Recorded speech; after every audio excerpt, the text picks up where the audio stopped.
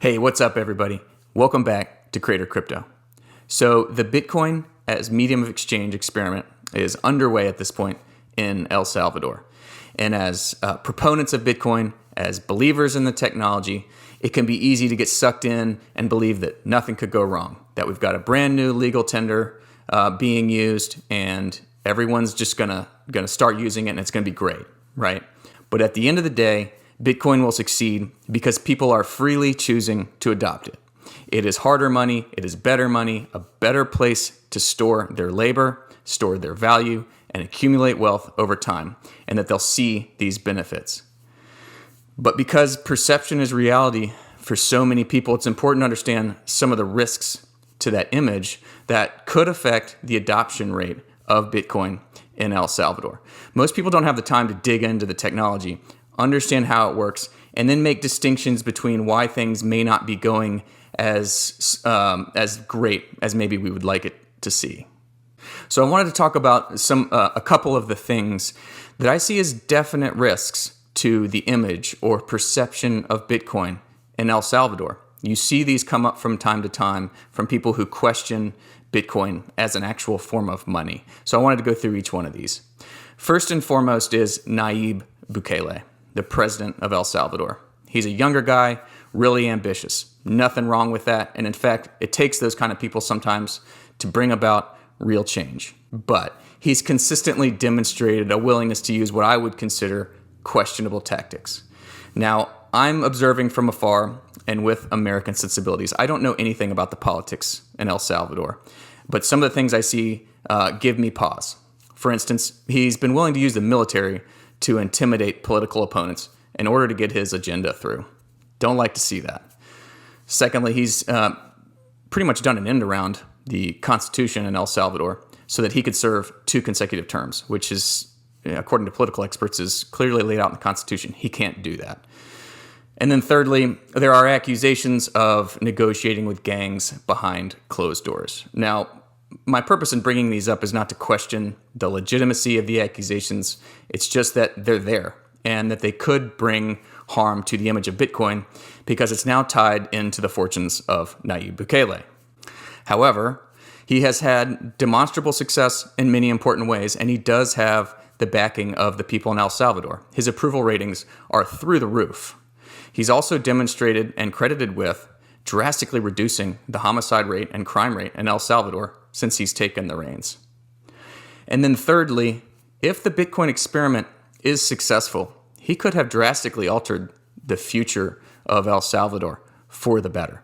Time will tell on that. It's going to take a little bit more time to see how things play out, but he's making bold moves. We'll see how this goes, but his reputation as a thug could harm the perception of Bitcoin, both in El Salvador among his opponents and throughout the world who see this as an illegitimate thing to do and an affront to the established order. The second thing that could be a problem is the Chivo wallet that the government rolled out there. Now, because they made Bitcoin legal tender and required merchants to accept it, it makes sense that they created a way for people to easily convert between dollars and Bitcoin. For those people who don't really want to transact in Bitcoin, they don't trust it, it's too volatile, don't feel they can run a business, it makes sense that they created this tool. However, it's a centralized wallet that the El Salvador government controls. And that's a risk. That's against kind of the whole mantra of Bitcoin that we talk about, self-custody, self-sovereignty. So now you've got this wallet where people are putting their Bitcoin, they're putting their money, and there are accusations or actual instances, not accusations, of funds disappearing. Now, I don't think the government's stealing these. I think this thing was rolled out quickly, and there are weaknesses, vulnerabilities in the wallet itself. The technology is not mature. They're experiencing some turbulence with that. Now, the people don't have to use this wallet. They can use others. But the government's provided really strong incentives for them to do so to promote usage, right? They're giving away Bitcoin, they're giving them money, right? So why wouldn't you use it? So governments, like they do, can create strong incentives to use a less than ideal solution. So at the end of the day, the poor implementation, the rocky rollout, and the disappearing funds kind of reflect on Bitcoin as a possible form of money in the minds of many people who don't understand exactly why this is happening. They don't have the time to figure this out. They're living their lives. This all just appears to be part of the Bitcoin experience for them. Finally, just general corruption, mismanagement. Introducing a new currency into use, mandating that people have to accept it. It's a big change. There's infrastructure that needs to be there. There's user experience that's going to be immature. There's a lot of risks. There's a lot of administration. And there have been frequent accusations of corruption in the government of El Salvador, as you see in all governments at some level, but particularly in El Salvador. And to the extent that corruption affects the smoothness of the rollout in Bitcoin and people feel like it's causing them pain, there's uncertainty, they're losing the incentive to actually do it, it's going to affect the rate at which Bitcoin is adopted by people who freely are choosing to engage with a new form of currency. So those are the main areas that give me pause when I think about the long-term success of Bitcoin in El Salvador.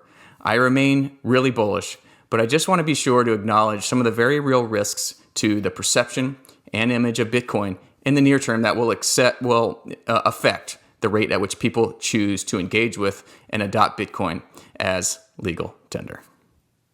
That's it for today, everybody. Until next time, cheers.